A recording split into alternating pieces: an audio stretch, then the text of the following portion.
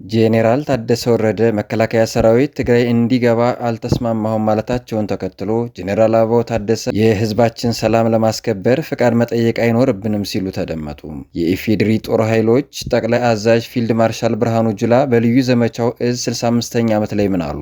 የኢትዮጵያ ዜጎች ለማህበራዊ ፍትህ መሪና የትምህርት ሚኒስቴር ፕሮፌሰር ብርሃኑ ነጋ ለሰባተኛው አህጉራዊ ምርጫ ምን አሉ?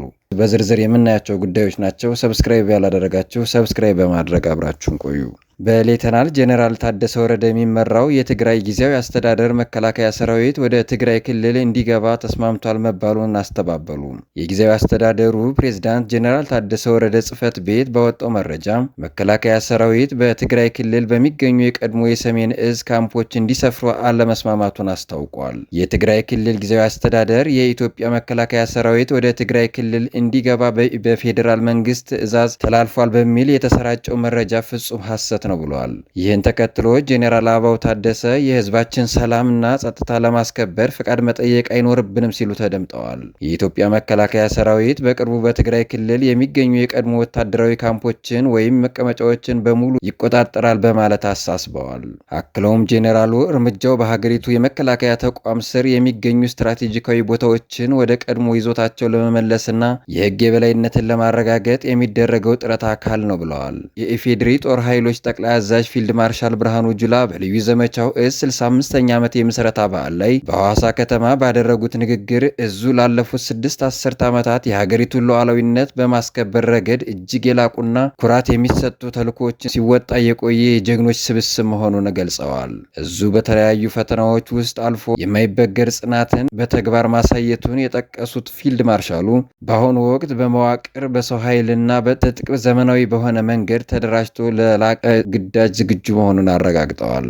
የአየር ወለድ የኮማንዶ እና የልዩ የጸረ ሽብር ኃይሎችን በማቀናጀት በማንኛውም ጊዜና ሁኔታ የተሰጠውን ግዳጅ በብቃት ለመፈጸም የሚያስችል አስተማማኝ ቁመና ላይ መሆኑን ፊልድ ማርሻል ብርሃኑ ጁላ በአጽንኦት ተናግረዋል። በተለይም በዕለቱ የቀረበው የተቀናጀ የውሃ ላይ ልምምድ እንዲሁም የአየር ወለድና የኮማንዶ አባላት በተቀናጀ ሁኔታ ያሳዩት ወታደራዊ ክህሎት የሰራዊቱን ከፍተኛ የማጥቃትና የመከላከል አቅም ያረጋገጠ መሆኑን ገልጸዋል። ይህ ውጤት ኢትዮጵያ በትውልድ ቅብብሎች የጸናችና በጀግኖቿ የምትመካ ሀገር መሆኗን ዳግም ለዓለም ያስመሰከረ መሆኑን አክለዋል።